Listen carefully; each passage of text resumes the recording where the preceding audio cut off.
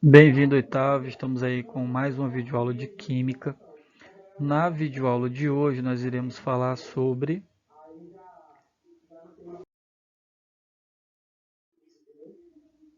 separação de misturas. Nós sabemos aí, como nós já vimos, existem misturas, né? Existem sistemas homogêneos, aqueles que apresentam uma única fase, e sistemas heterogêneos. Então, nós vamos aí iniciarmos aí separação de misturas com a nossa aula de hoje, lembrando que na sexta-feira nós estaremos ao vivo e vamos aí dar continuidade a esse processo de separação de misturas.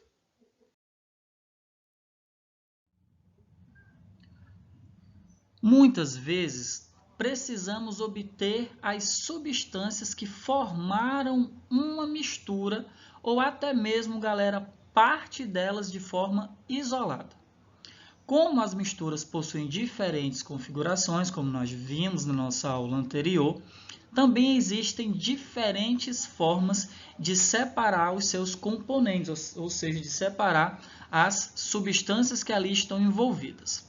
Por exemplo, parece bem simples separarmos uma mistura de água e raspas de ouro. Isso porque uma está na fase líquida e a outra está na fase sólida. Logo, poderíamos resolver com o uso de um utensílio doméstico bem comum, como a peneira, do mesmo modo que a utilizamos para reter partes sólidas da fruta que ficam em um suco.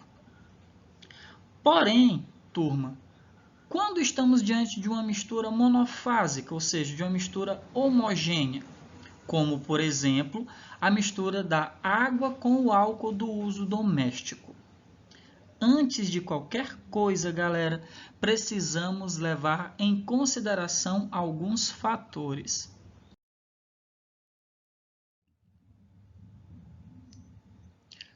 O tipo de mistura, se ela é homogênea ou heterogênea, o estado físico dos seus componentes, sólido, líquido ou gasoso, e as propriedades físicas dos materiais que estão ali formando a mistura. Então, turma, nós falamos aí sobre estado físico da matéria. A matéria ela se apresenta em três estados: sólido, líquido e gasoso.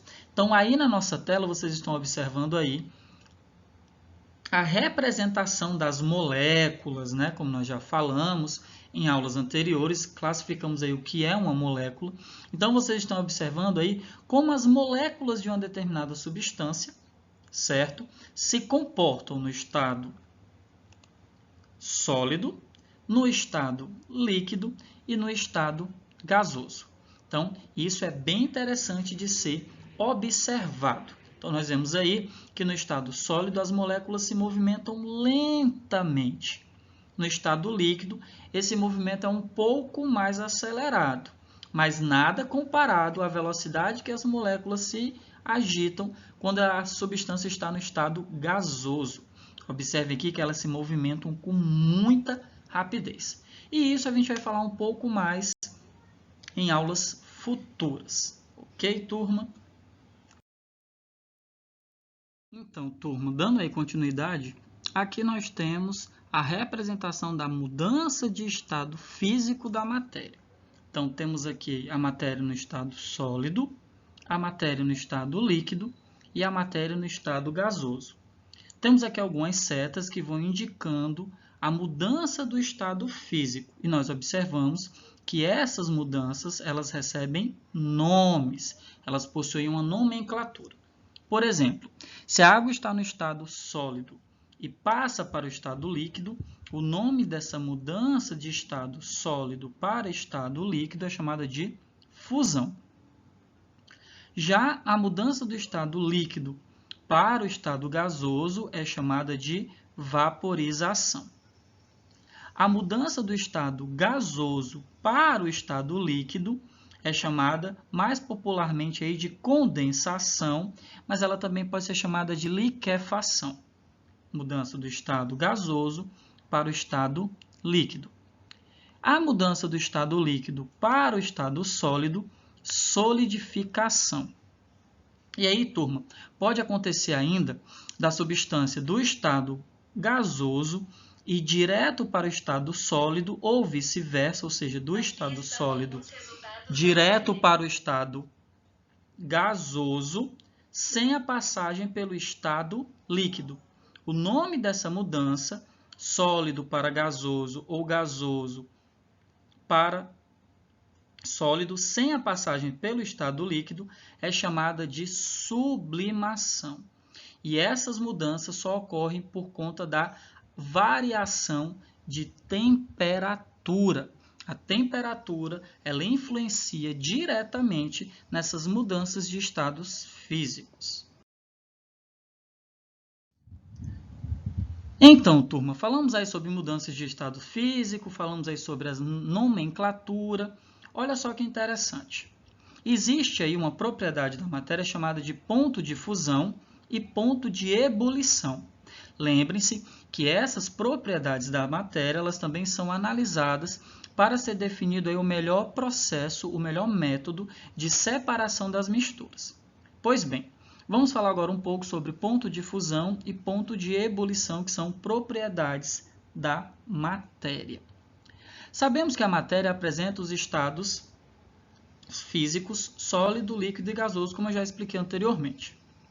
A determinadas temperaturas, olha aí o que eu falei, a determinadas temperaturas, uma substância pode mudar de estado físico. Por exemplo, a água pode se transformar em gelo ou em vapor. Assim, chama-se ponto de fusão a temperatura em que o estado físico de uma substância é alterado do estado sólido para o estado líquido. Já o ponto de ebulição é a temperatura em que o estado físico é alterado de líquido para gasoso. Toda substância simples tem pontos de fusão e ebulição fixos e constantes, mas o mesmo não ocorre com as misturas. Continuando a falar sobre as propriedades da matéria, nós temos agora a densidade. O que seria a densidade? É a relação entre a massa, que é a quantidade de matéria de uma substância, e o seu volume, ou seja, o espaço que essa matéria ocupa. Por exemplo, se enchermos dois recipientes idênticos em tamanho e formato, com a mesma quantidade em litros de líquidos diferentes, e colocarmos 1 a 1 numa balança, é possível que obtenhamos valores distintos, ou seja, valores diferentes em cada um. Isso porque um líquido pode ser mais denso, ou seja, mais pesado que o outro. Ou seja, o mesmo volume, o mesmo espaço que está sendo ocupado por esses líquidos, podem apresentar uma maior ou uma menor quantidade de matéria, e essa quantidade de matéria está relacionada à massa. A densidade também pode ser representada pela seguinte fórmula matemática. Densidade é igual a massa dividido pelo volume. Então, se eu quero calcular a densidade de uma determinada substância, eu vou pegar a massa e dividir pelo volume desta mesma substância. Isso, galera, que eu estou explicando para vocês, está na página 280 do nosso livro, ok? Temos aí agora uma outra propriedade da matéria chamada solubilidade. E o que seria essa solubilidade? É a capacidade que o soluto tem de se dissolver em certa quantidade de solvente. Lembrem-se que eu já expliquei isso para vocês. O soluto geralmente ele é sólido, certo? E o solvente geralmente é líquido e está em maior quantidade. Você já deve ter observado que substâncias oleosas formam bolinhas que ficam boiando na superfície dos líquidos. E mesmo que você agite bem essa mistura, as bolinhas se dispersam no volume do líquido, mas não se dissolvem. Você também já deve ter percebido que quando exagera na quantidade de açúcar no café, ele forma um resíduo no fundo da xícara. O açúcar é solúvel no café, porém, depois de certa quantidade, o café não consegue mais dissolver e forma resíduos que nós chamamos de precipitados. Já o óleo não é solúvel em água independentemente da sua quantidade.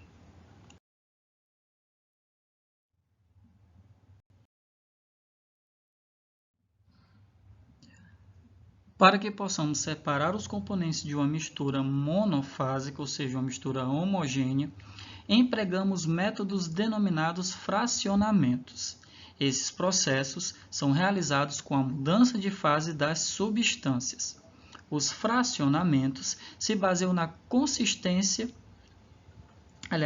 na constância da temperatura dos pontos de fusão, ebulição, solidificação e liquefação das substâncias puras.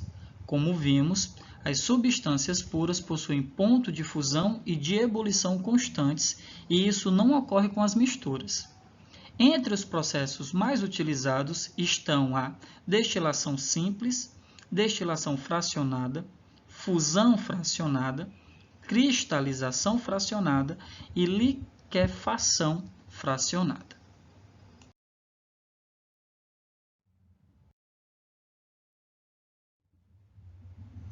Então, turma, nós agora vamos falar sobre os processos, os métodos que são utilizados aí na separação de misturas. Lembrando que nós estamos falando aí de separação de misturas homogêneas ou monofásicas. Vamos falar então inicialmente da destilação simples. Nesse processo, utilizamos um aparelho chamado destilador, como vocês aí estão observando na nossa imagem. A mistura é colocada no balão de vidro, onde ela vai ser fervida. Esse balão é fechado, comunicável apenas lateralmente com um utensílio chamado condensador. E aí esse nome já é sugestível a vocês. A água vai ser condensada, o líquido vai ser condensado.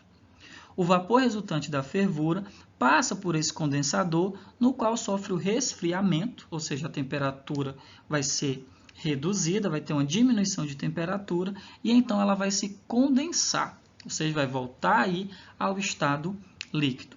Assim, o vapor retorna à sua forma original, que era a forma líquida, e é gotejado no outro recipiente, enquanto o sólido fica retido como resíduo no balão de vidro.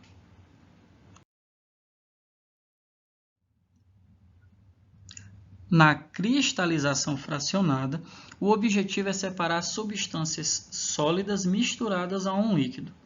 Vários sólidos podem estar diluídos, ou seja, dissolvidos no mesmo líquido, em quantidades diferentes. Enquanto o líquido evapora, o sólido menos solúvel se cristaliza antes dos demais, separando-se da mistura.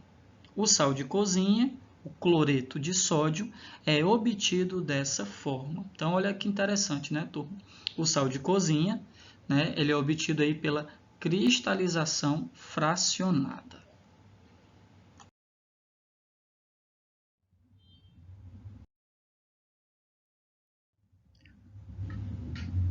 Na destilação fracionada, os líquidos são destilados separadamente em uma aparelhagem adequada.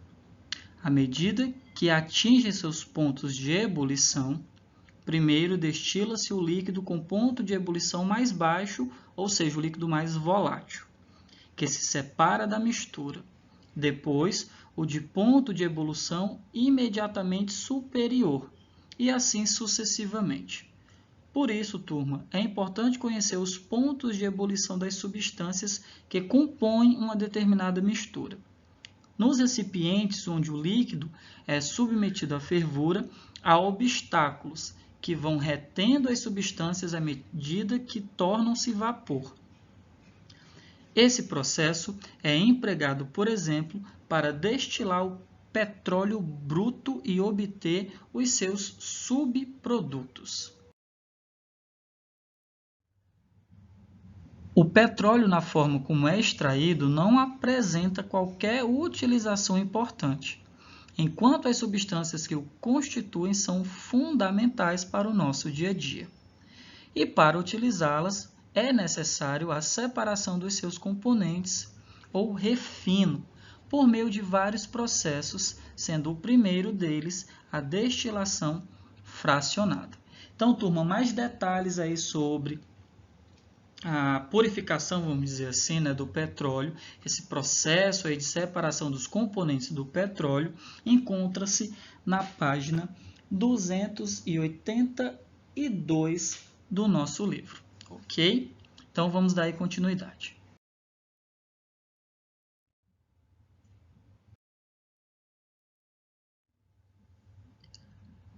A fusão fracionada se baseia no princípio de que toda substância sólida é capaz de derreter,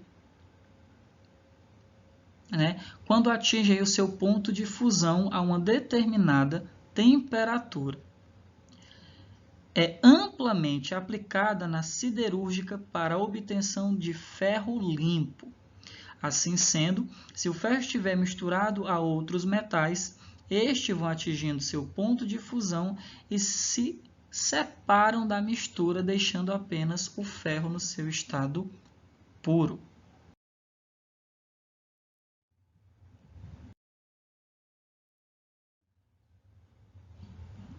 A liquefação fracionada é o processo usado para separar componentes de uma mistura gasosa. Primeiro, a mistura de gases é resfriada para que atinja sua forma líquida. Depois, conhecendo-se os pontos de ebulição de cada componente, o líquido é aquecido segundo esses pontos, ou seja, realiza-se uma destilação fracionada. Os componentes são submetidos a diferentes temperaturas, convertendo-se em gás e sendo retidos em regiões separadas. Com esse processo, pode-se, por exemplo, conseguir separar os gases que formam o ar atmosférico. Muito interessante.